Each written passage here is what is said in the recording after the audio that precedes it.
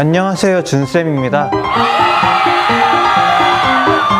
한 주간 잘 지내셨나요? 지난주에 우리는 정경 그리고 구약 성경에 대해서 살피는 시간을 가졌습니다. 오늘은 그 이유에 대해 알아보는 시간을 가질 것입니다. 먼저 구약의 역사를 잠깐 돌아봐야 합니다. 솔로몬 왕 이후로 이스라엘 왕국은 두 개의 나라로 분단이 됩니다. 남쪽은 솔로몬의 아들 르호보암이 통치하는 남유다, 북쪽은 르호보암의 신하였던 여로보암이 통치하던 북이스라엘로 말이죠. 다윗과 솔로몬이 통치하던 시대를 통일왕국 시대라고 한다면 이렇게 분열된 두 나라가 있던 시기를 분열왕국 시대라고 부릅니다. 이렇게 분열된 왕국은 다시 통일되었을까요? 안타깝게도 성경에선 BC 722년경 아시리아에 의해서 북이스라엘이 멸망하게 되었고 586년에는 바벨론에 의해서 예루살렘이 함락되었습니다. 성전이 무너지고 남유다가 멸망하고 유다가 멸망함과 동시에 유대인들에게는 포로기라는 시간이 찾아오게 되었습니다. 성전이 무너진다는 것은 유대인들에게 상상할 수 없는 일이었기 때문입니다. 이런 비통함 속에서도 하나님의 백성들은 무너진 성전을 일으키시는 하나님의 계획을 다시 보게 됩니다. 하나님께서는 여러 지도자들을 세우시는데 성전을 다시 건축하도록 많은 리더들이 세워졌습니다. 에스라 2장을 보면 스룹바벨과 예수아가 귀환을 하게 됩니다. 이 시기에 스룹바벨이 성전의 기초를 두게 되고 그 이후 학개와 스가랴가 성전을 건축하는 것에 대해서 격려하고 마침내 우리는 그 성전을 스룹바벨 성전 또는 제2성전이라고 불리는 성전이 완성됨을 보게 됩니다. 그래서 우리는 이 시기를 제2성전기라는 표현을 사용합니다. 성전이 완공되고 세 번째 포로기한이 일어나게 되고 구약시대는 이렇게 끝이 나게 됩니다. 그렇다면 구약과 신약은 시간적으로 연속되었을까요? 구약과 신약 성경 사이에는 대략 400년간의 공백이 있습니다. 그래서 앞서 말한 성전기를 우리는 다른 말로 구약과 신약의 중간기라는 용어로 부르기도 합니다. BC 2에서 3세기경 바벨론과 바사, 우리는 페르시아라고 부르는 이 제국에 이어서 마케도냐의 빌립 2세가 그리스와 마케도냐를 통합하게 됩니다. 그리고 그의 아들 알렉산드로스, 우리에겐 알렉산더 대왕이라고 부르는 게 익숙한 그 사람이 이집트, 팔레스타인, 시리아, 소아시아, 그리스와 모든 나라를 통합하게 되고 이때 문화가 서로 섞이고 모여들게 되는 현상이 일어났습니다. 흔히 우리가 이야기하는 헬레니즘, 즉 헬라 문화가 이렇게 탄생하게 된 것이죠. 그래서 이때는 공용어가 헬라어였습니다. 그리고 이때 중요한 성경이 세상에 나타나게 되는데 그것이 바로 원래는 히브리어로 기록되었던 구약 성경을 70명 또는 72명이 헬라어로 번역한 70인경이라는 성경입니다. 이 성경이 왜 중요하냐면 이 당시의 유대인들은 전 세계 각지에 흩어지게 되었습니다. 이 유대인들을 흩어진 사람이라는 뜻에서 디아스포라라고 부르게 되었는데 전 세계에 퍼진 유대인들이 헬라어로 된 성경을 읽게 되고 공용어인 헬라어 성경이 온 땅에 보급되어서 하나님의 말씀이 온 땅에 퍼지게 되는 계기가 되었습니다. 또 다른 하나는 수전절이라는 절기입니다. 수전절은 구약 성경에는 나오지 않지만 신약 성경에 나오게 되는 절기입니다. 수전절이란 하나님께 성전을 드린다는 뜻의 절기입니다.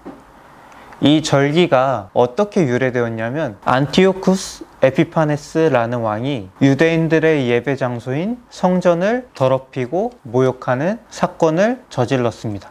예를 들어서 성전 제단에 돼지의 피를 뿌려버린다거나 또는 성전 앞에 제우스와 같은 신의 우상을 세우고 그런 만행을 저지르게 된 것입니다.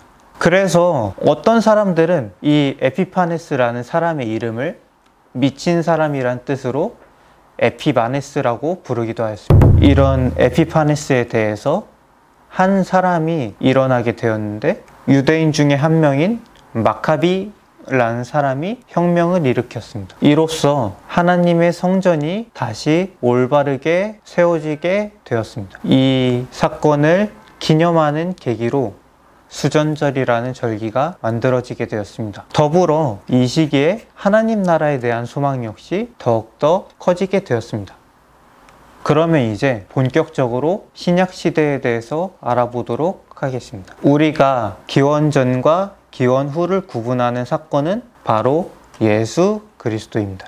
우리가 기원전과 기원후를 BC와 AD로 나누게 되는데, BC, Before Christ, 그리스도 이전, AD, Anno Domini, 주님의 시간이라는 뜻의 단어로 우리가 기원전과 기원후를 나누게 됩니다. 이 시기를 사이로 기원전과 기원후 역시 나뉘어지지만 구약과 신약의 시대 역시 나누어지게 됩니다. 또 신약 성경은 당시 공용어였던 헬라어로 기록되었습니다. 총 27권의 각 권으로 구성되었는데 4권의 복음서, 즉 마태, 마가, 누가의 공간복음과 그리고 요한복음, 역사서인 사도행전인 액츠, 그리고 서신어로 이루어진 서신서, 마지막 요한계시록으로 분류할 수 있습니다. 우리가 신약 성경을 볼 때 한 가지 놀라운 사실이 있는데, 그것은 바로 사본이라는 것입니다. 우리가 보는 성경은 원본이 없습니다. 그저 필사본만 존재할 뿐인데, 그러면은 우리는 사본만 보게 되는데 어떻게 신약 성경이 진짜로 존재했다는 것을 신뢰할 수 있을까? 또 성경의 내용이 조작되지는 않았을까? 라는 가능성에 대해서 의심할 수 있게 됩니다. 그래서 우리는 사본의 중요성을 굉장히 크게 생각해야 합니다. 성경의 원본이 기록된 시기에 원본을 대신할 필사본이 있다면 학자들은 고고학의 방법을 토대로 서로의 사본을 서로 참조를 하고 그렇게 해서 성경의 원본을 찾아가게 되는 작업을 할 수 있게 됩니다. 예수는 역사다 라는 영화나 책으로 유명한 리 스트로벨이라는 사람이 있었습니다. 이 사람은 한때는 굉장한 무신론자였어요. 그래서 이 사람은 성경의 오랜 역사를 거쳐서 조작되었다 또는 성경 자체가 거짓이다 라는 가정을 가지고 성경이 거짓이라는 것을 밝히기 위해 조사를 하게 되었습니다. 그러다가 놀라운 사실을 발견했는데, 헬라인들이 성경처럼 읽었던 호메로스의 일리아드라는 책이 있습니다. 이 책의 사본이 1565권 정도 발견되었습니다. 그런데 성경은 이것보다 4배나 더 많았다는 5843권에 발견하게 된 것이죠. 그래서 리스트로벨은 이 성경 사본의 수를 가지고 굉장히 큰 놀라운 발견을 했다는 것입니다. 일리아드와 신약 성경을 제외하면은 우리가 잘 아는 철학자 플라톤의 책 사본이 겨우 7권 밖에 발견되지 못했고, 아리스토텔레스의 사본 역시도 5권, 근대 성경은 거의 5000권에 달하는 사본이 발견되었던 거죠. 그렇기에 이렇게 압도적인 성경의 사본 수는 놀랍다는 말로도 부족합니다. 성경 사본은 성경이 진품이고 중간에 오랜 역사를 통해서 조작될 수 없다는 그 가능성조차 말소해버리는 결과를 갖게 됩니다.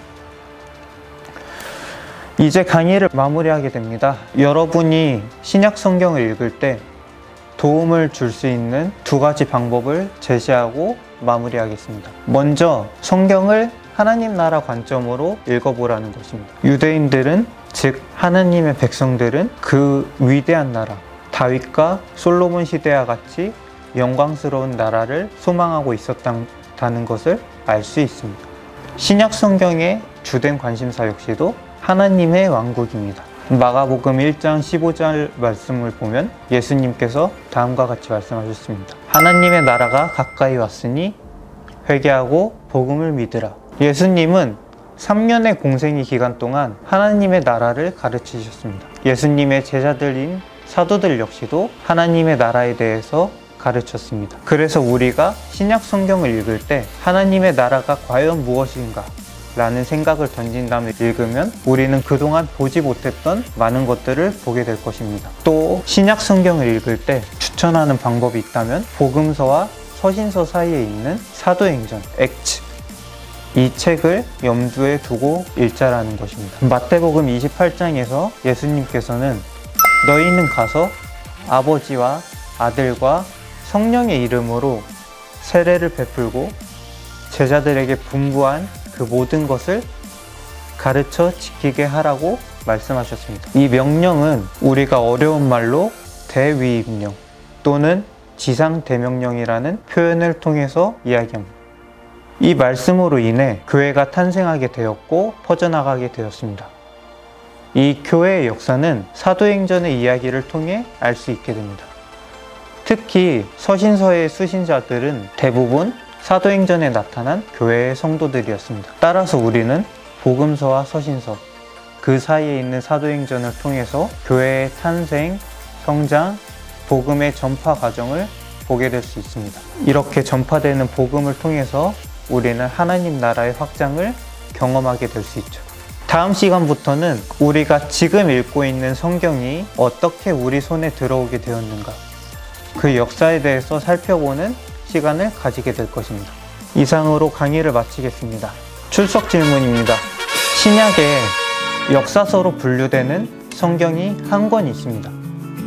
이 역사서는 신약 교회의 탄생과 복음의 전파 과정을 상세하게 기록한 책인데 누가가 기록한 이 책의 이름은 무엇일까요? 1번 사도행전 액츠, 2번 역대기 크로니클, 3번 히브리서 히브리스. 1번 사도행전 액츠, 2번 역대기 크로니클, 3번 히브리서 히브리스. 정답은 각 반 선생님께 카톡이나 문자를 통해서 보내주세요.